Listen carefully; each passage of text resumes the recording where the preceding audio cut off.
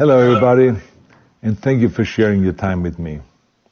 I'm sending this message through various different channels to reach my dear Russian friends and the Russian soldiers serving in Ukraine.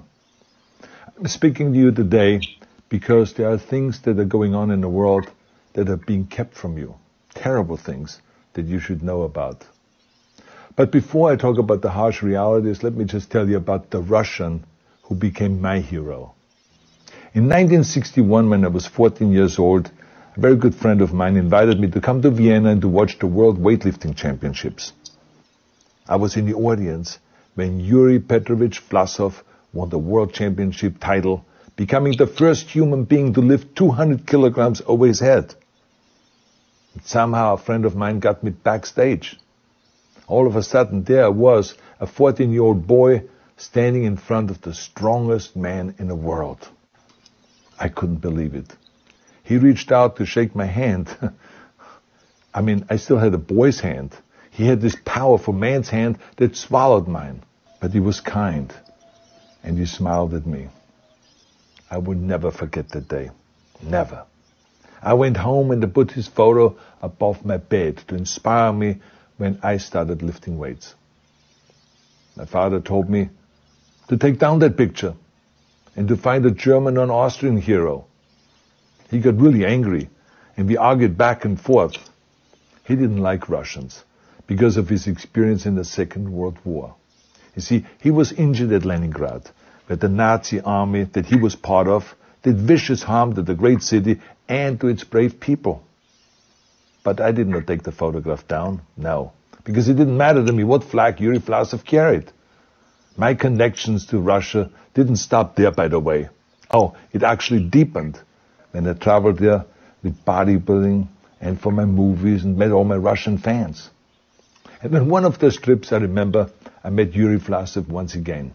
It was in Moscow during the filming of Red Heat, which was the first American movie allowed to film in Red Square. Now, he and I spent the whole day together. He was so thoughtful, so kind, and so smart, and, of course, very giving. He gave me this beautiful blue coffee cup. And ever since then, I've been drinking my coffee out of every morning. Now, the reason why I'm telling you all of those things is that ever since I was 14 years old, I've had nothing but affections and respect for the people of Russia. The strength and the heart of the Russian people have always inspired me. And that is why I hope that you will let me tell you the truth about the war in Ukraine and what is happening there. No one likes to hear something critical of the government. I understand that. But as a longtime friend of the Russian people, I hope that you will hear what I have to say. And may I remind you that I speak with the same heartfelt concern as I spoke to the American people when there was an attempted insurrection on January 6th last year, when a wild crowd was storming the U.S. Capitol, trying to overthrow our government. You see, there are moments like this that are so wrong, and then we have to speak up. And it's exactly the same with your government. I know that your government has told you that this is a war to denazify Ukraine. Denazify Ukraine? This is not true. Ukraine is a country with a Jewish president, I might add, whose father's 3 brothers were all murdered by the Nazis. You see, Ukraine did not start this war. Neither did nationalists or Nazis. Those in power in the Kremlin started this war. This is not the Russian people's war. No. As a matter of fact, let me tell you, what you should know is that 141 nations at the UN voted that Russia was the aggressor and called for it to remove its troops immediately. Only 4 countries in the entire world voted with Russia. That is a fact. See, the world has turned against Russia because of its actions in Ukraine.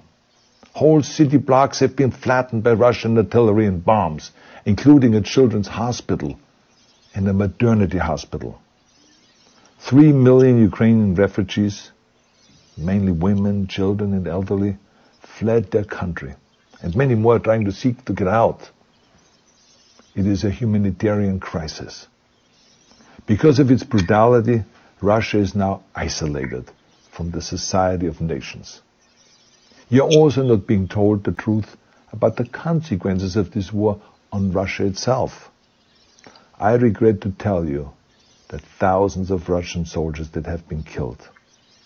They have been caught between Ukrainians fighting for their homeland and the Russian leadership fighting for conquest. Massive amounts of Russian equipment have been destroyed or abandoned. The destruction that Russian bombs are raining down upon innocent civilians has so outraged the world that the strongest global economic sanctions ever taken have been imposed on your country. Those who don't deserve it on both sides of the war will suffer. The Russian government has lied not only to the citizens, but to its soldiers. Some of the soldiers were told they were going to fight Nazis. Some were told that the Ukrainian people would greet them like heroes. And some were told that they were simply going on exercise. They didn't even know that they were going into war. And some were told that they were there to protect ethnic Russians in Ukraine. None of this is true. The fact is that Russian soldiers have faced fierce resistance from the Ukrainians who want to protect their families and their country. When I see babies being pulled out of ruins, I think that I'm watching a documentary about the horrors of the Second World War, not the news of the day. Now let me tell you, when my father arrived in Leningrad, he was all pumped up on the lies of his government. And when he left Leningrad, he was broken, physically and mentally. He lived the rest of his life in pain. Pain from a broken back, pain from the shrapnel that always reminded him of these terrible years, and pain from the guilt that he felt. To the Russian soldiers listening to this broadcast, you already know much of the truth that I've been speaking. You have seen it with your own eyes. I don't want you to be broken like my father.